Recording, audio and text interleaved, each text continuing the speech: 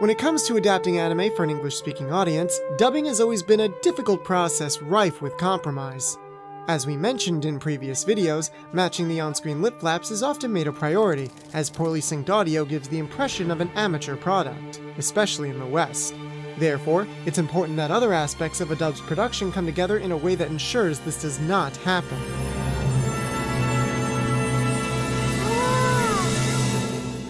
English dubs need dedicated adaptive scriptwriters who take the rough translation provided by a team of translators and figure out how to rewrite each line in English so that it fits within the lip flaps on screen, while actors are brought in to give believable performances through the process of automated dialogue replacement, or ADR for short.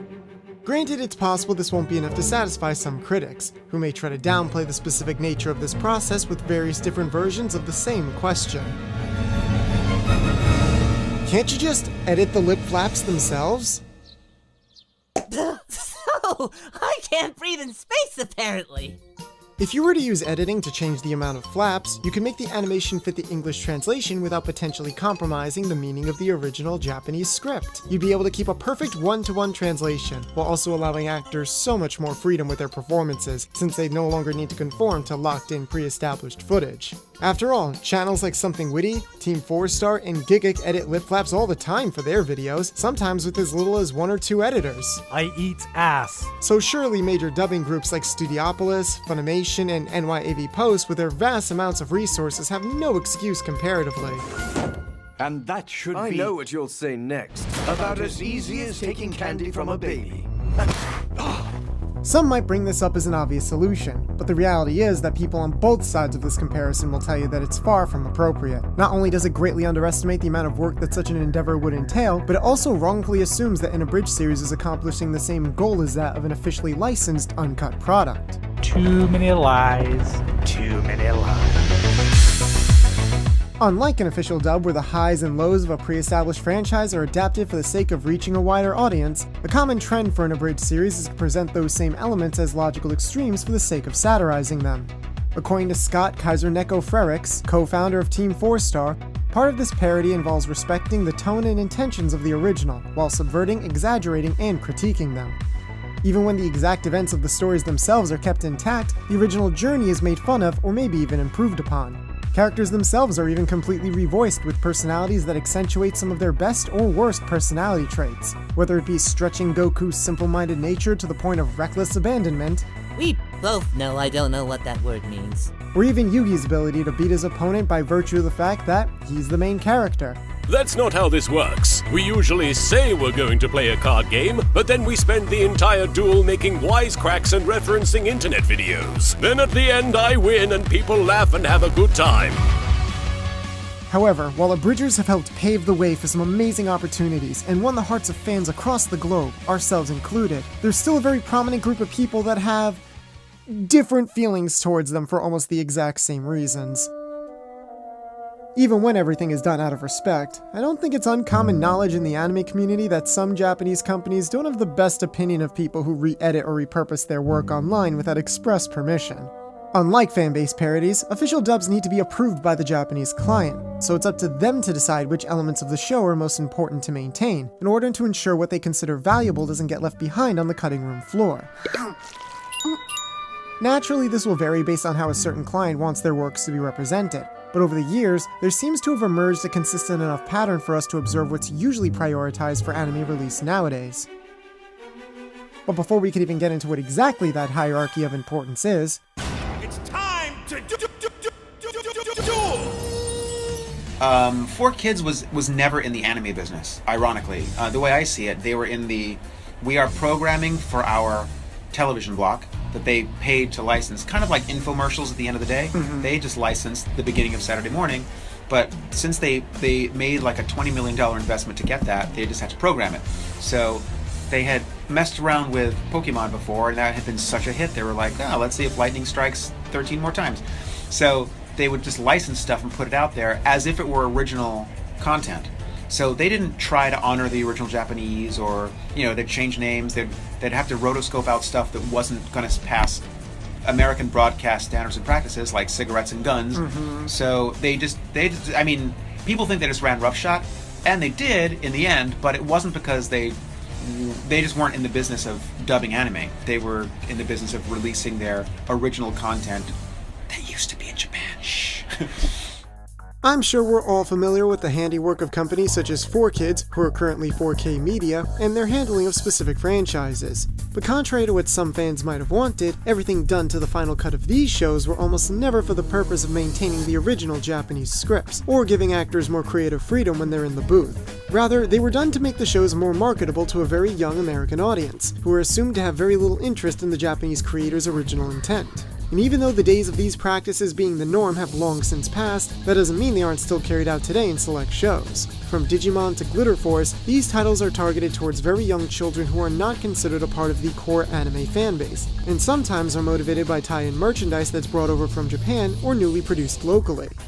Now, the creation of that Americanized brand ironically wouldn't have been possible if these studios weren't allowed to make all these changes in the first place. But when it comes to editing lip flaps specifically, things don't seem to have been done nearly to the degree that some people might assume, the details of which we'll get into later on.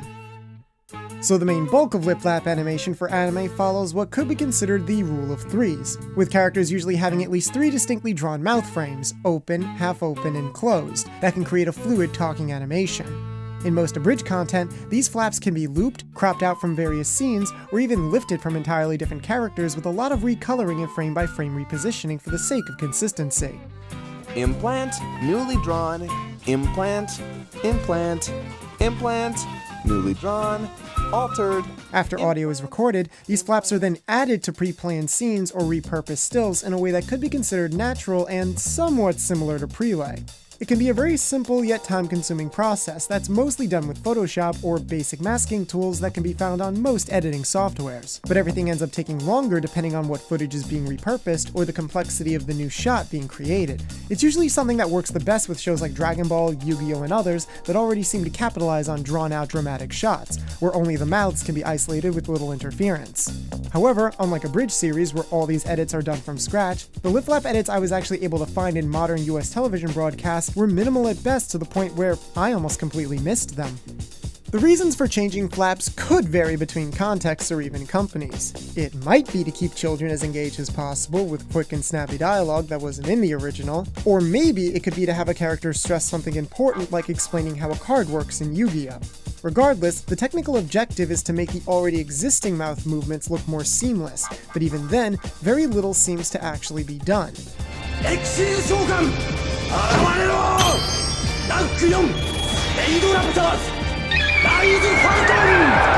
I Exceed Summon! Witness the ascent of Raid Raptor Rise Falcon! Did you catch the difference? Because the English version has the character continue talking across the cut, unlike the original, the localizer decided to alter the end of the first shot where the character is gritting his teeth with a new flap of him with his mouth open. Compare this example to something like Hellsing, which features much more detailed animation and movement. If the cameras or characters are constantly moving, then new flaps would need to be added or repositioned for every individual frame. And if there's some kind of obstruction over the characters' faces, like light filters or hair, then the process could take even more experimenting. This made the process of editing the scene and I'm using professional lingo here, giant seething dick pain. Abridged series editors can circumvent this well enough with more elaborate techniques, as well as redrawing flaps and other visual elements for scenes that originally were not there. However, content like this is a mode of entertainment that's come to be based around these types of audio and visual edits, so even when these changes are noticeable, you could argue that's part of the charm. Plus, if the creators are unsatisfied with a joke or particular direction, then they can always just not include it since they're the ones who make the final call. But that same logic can't apply when working with an officially licensed product, since even places like 4K don't have that type of freedom. To be more specific, they need to make sure their episodes meet broadcast requirements as well as be able to fit a prepaid time slot. Imagine if an episode of Yu-Gi-Oh! Became too long or too short after making all those edits. All that time, money, and effort poured in would end up being wasted because you'd no longer be able to take advantage of your platform. In an abridged series on YouTube, the writers and editors have much more autonomy over what they can or cannot do, so long as it doesn't violate copyright. And it's easy to imagine that fully fledged companies can also do almost whatever they want. However, now more than ever, official dubs don't have that same degree of freedom, especially those that seek to market foreign media while also trying to represent the desires of Japanese creators in another language. They need to work around what's technically possible on their platforms as well as what's allowed in the official licensing agreement, bound by limitations and standards that must be approved by the Japanese side, as there would be serious legal ramifications if an American company tried to alter it against contractual obligations. Even if a contract didn't state anything explicit about visual edits or recuts, because most anime dubbing is now less of a business that seeks to sell toys, foreign licensors wouldn't want to do anything that could potentially sour their relationship with the Japanese client, after being trusted extensively with how their projects are handled overseas. Naturally, it is an inevitability that some elements will have to change for a show to make the jump into a new language. But again, it's up to the Japanese clients to prioritize which elements are more important than others in a sort of hierarchy, even if the results don't unanimously reflect the desires of the entire Japanese crew. Now, as far as the ranks on this hierarchy go, for better or for worse, the script is pretty much at the bottom. Yep, while much of the English-speaking anime community will often say that the translated script is the most important element of an anime that shouldn't be altered at all for the sake of maintaining creative intent, when it comes to making the jump overseas, the script is evidently what's allowed to be changed the most. There'll always be people who insist that being faithful to the original script and giving the most expressive performance possible constitutes more artistic integrity than matching flaps, so it should be okay to just ignore them. But we sometimes take for granted just how different English and Japanese are as languages, with one being of West Germanic origin and the other being East Asian. Not only can their sentence structures differ drastically, but each language can sometimes take a significantly different amount of time, characters, and syllables to communicate the exact same idea. I want to tell you I'm Al. There's plenty of fear behind that smile. The black dog, it's you. That's not even accounting for the fact that a raw translation of the Japanese script would lead to awful, clunky dialogue that sounds nothing like a native English speaker, and the same goes for just reading the official subtitles out loud because they weren't written for that purpose. Some liberties can always be taken when a character's mouth is off screen or if they just don't have one to talk around, like Alphonse Elric from Fullmetal Alchemist or Kuro-sensei from Assassination Classroom. But timing still plays a huge factor in the natural flow of scenes that were originally made around the Japanese dialogue. Disregard that timing completely, and in the worst case scenario, you'd be left with a dub comparable to what happened with Sonic Adventure 2, where the English dialogue tracks seemed to deliver lines similar to the Japanese version with little regard for visual cues. The result was laughably disassociated mouth movements and characters responding to each other before they could even finish their sentences. You're not even good enough to be I'll make you eat those words! Granted, there might be subtleties in the original script that must be preserved no matter what, and Japanese directors or producers will sometimes feel the need to provide their own script or guidelines. But there still needs to be some form of compromise for the sake of other elements that are higher up on this hierarchy. So then, what does the client see as more important than the script? Well, one thing might be the voices of the characters themselves. Because it's not very often that the Japanese cast is able to speak English or whatever other language the dub is being produced in, new actors with different voices will have to be acquired. This change is unavoidable, as sometimes the dub must be produced for a show to be sold in certain shops overseas. However, voices are still above the script on the hierarchy since it's more likely that the Japanese client will want to approve them. In certain cases, the dub actors chosen will be submitted to Japan for approval, and they'll sign off on whether or not an actor chosen is suitable to portray their characters in that language. This isn't always the case, but some standards need to be in place to ensure that a show will make sense to a new audience, fitting in with that country's media and understanding of certain tropes. This brings us to another level on the hierarchy that's above the script, specific terminology. These include things like the show's international titles, the characters' names, and proper nouns within the show's universe. Usually, Japan already knows what the English title of their show should be, with very little room for argument, which in some cases leads to interesting English titles, such as Knights with a possessive apostrophe and Magic. In the past, names and terminologies would be more flexible, as some dubbing companies would change them for the purpose of being more Americanized, or even at the behest of the licensors themselves. But nowadays, this is pretty much only allowed with children's shows and continuations of those older titles, with a few exceptions and inconsistencies. Even in Ghost Stories, where the US team was seemingly given full creative control over the script, the client was apparently still adamant about the characters' names and the way that the ghosts were defeated staying the same. Maybe Momoko is right. You should go Gandhi and show kindness to your enemies, and by doing so, turn them into friends. You're a fag, and he should join the football team. Likewise, specific in-use terms like attack names and locations may sometimes carry over inconsistencies from older titles, but for the most part, they're usually preserved for modern dubs. They may stray from the Japanese translation if Japan insists on it, such as the case with 3D maneuvering gear becoming omnidirectional mobility gear in Attack on Titan, or if something really doesn't make sense when translated directly to English. An example of this was in Keijo, where the attack K acceleration was changed to W acceleration, due to the fact that the English word wedgie started with a W instead of a K, like the direct Japanese equivalent koikomi. W acceleration! Activate!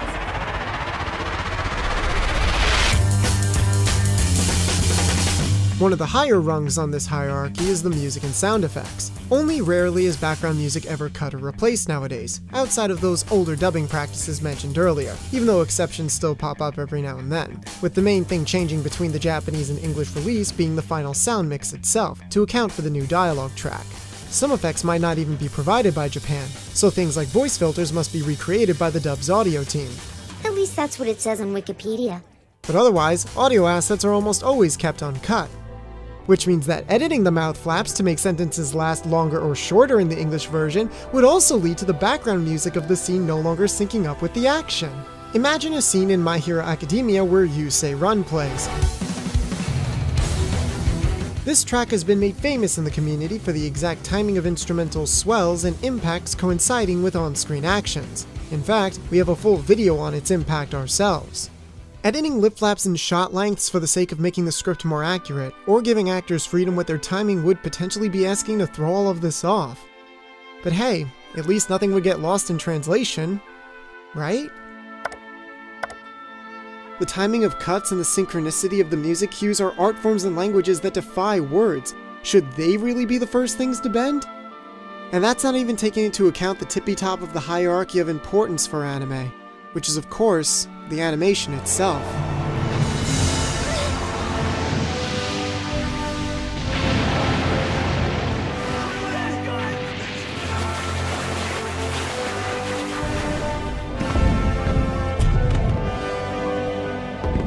There's a huge difference between footage that gets censored or cut for the sake of broadcast standards and hiring animators and artists to alter shots where a clean edit of a lip sync is impossible. While it is true that Japanese animation has spearheaded some unique and compelling stories that people want to preserve as much as possible during the dubbing process, we can't forget that it's also a medium mostly defined by its visual inventiveness. The fast-paced action of One Punch Man, the detailed artistry of Makoto Shinkai films, the unique expressions of Hayao Miyazaki, or the constantly animated yet subtle body movements of Kyoto Animation. Even if it just started with small changes, they could end up snowballing into greater ones that could impact the artistry of the work as a whole. You'd ostensibly be creating an entirely different product that would need its own separate video track on the home release or online stream. Simply switching between the two audio tracks on the fly so English-speaking audiences can enjoy both would now be impossible. Studios would need teams to meticulously and seamlessly reanimate almost every other asset of a show just to make scenes accommodate more complicated lip flap edits. This process would also use up time and money that simply does not exist for anime dub productions, and workflow would sometimes need to change since not every show is animated the same way. Anyone who follows Abridged series creators will know that it takes even the best of them months to make a 10 or even 20-minute episode with all the extra editing they have to do, which would absolutely not jive well with the industry's more current initiative to give fans the dubs they want sooner, rather than months or even years down the road as it often used to be. Again, even if this quote-unquote 100% accurate script was the highest priority, then deliberately timed shots could end up flying past too quickly or lingering for too long.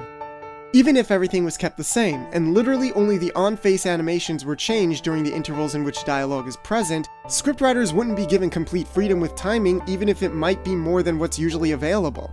After all, this already happens in the dubs of certain video games. Japanese titles, including certain entries in the Tales of and Kingdom Hearts series, have mouth movements reanimated in cutscenes for their English releases. However, even in cases like this, we can see how adaptation would still be a necessity to produce an acceptable product, as accounting for the rest of the visual timing is important. All for one, and one for all! If the delivery of this line felt unnaturally paced, it's because it was animated and edited to the original Japanese version of the phrase, which is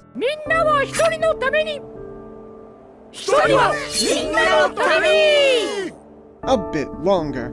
Regardless, these mouth reanimations are done on the Japanese end to the game's CG models, and as far as we know, there's only been one instance in all of anime dubbing history that the Japanese requested and even assisted the English team with reanimating their show, the circumstances surrounding which were incredibly specific. Go for it! Never giving up, never giving in. I'm with my best friends, and we're here to win!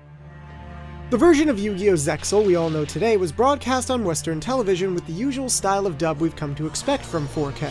However, there apparently does exist a 26-episode run of it recorded at Bang Zoom Entertainment.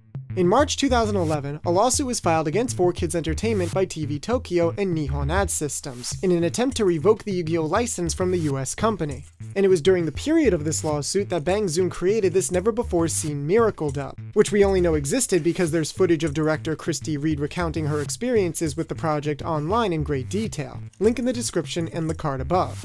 But to summarize, the US team was granted the original After Effects assets of the show, and even though they had to teach their editor enough Japanese in order for him to use this version of the program, this potentially meant that the series could effectively be reanimated and retimed, with new music that could be scored to picture afterwards. It wasn't just mouth movements either. If they thought certain content was inappropriate, they could simply animate it out with their own team instead of resorting to awkward cutting and laughable paint jobs. Mr. Pegasus would like to have a few words with you.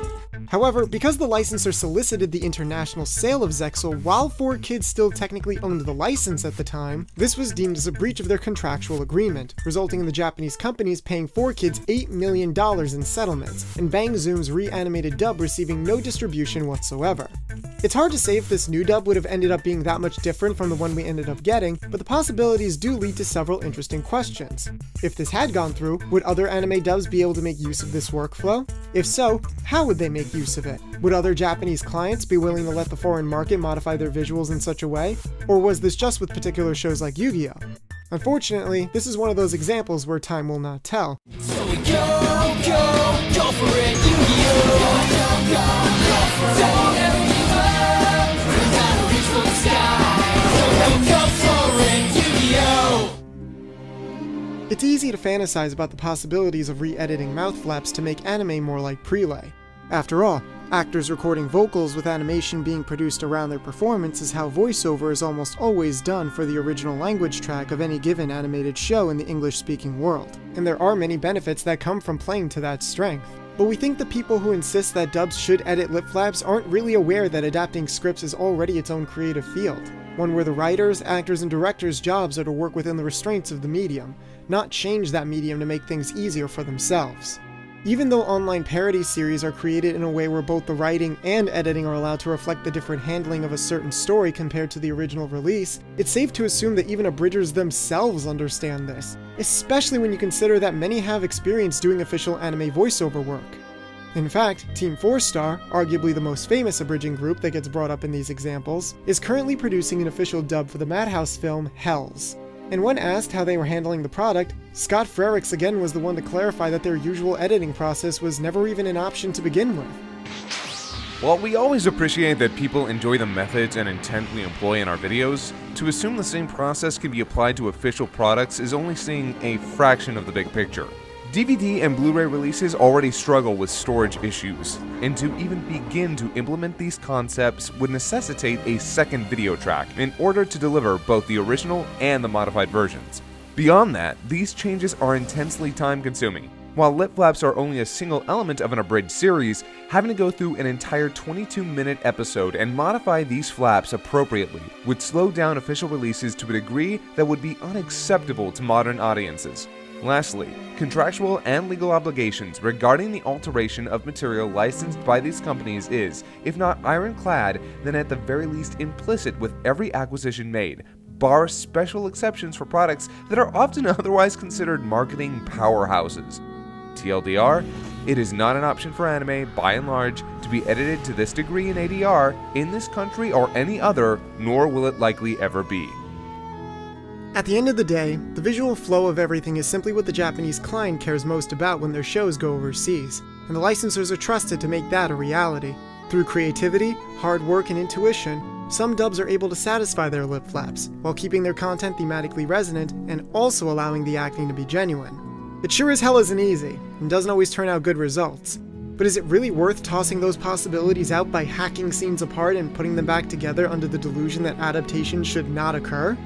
If you ask us, that's a far more efficient route to misrepresenting the product than only changing the dialogue track.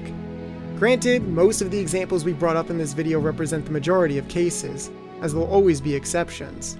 Depending on the scenario, the client might allow music, types of voices, character names, and the precious script to change, as long as it meant that foreign audiences were seeing the beauty of their animation the way they want it to be experienced. It was almost like seeing something out of a dream. Nothing more or less than a breathtaking view.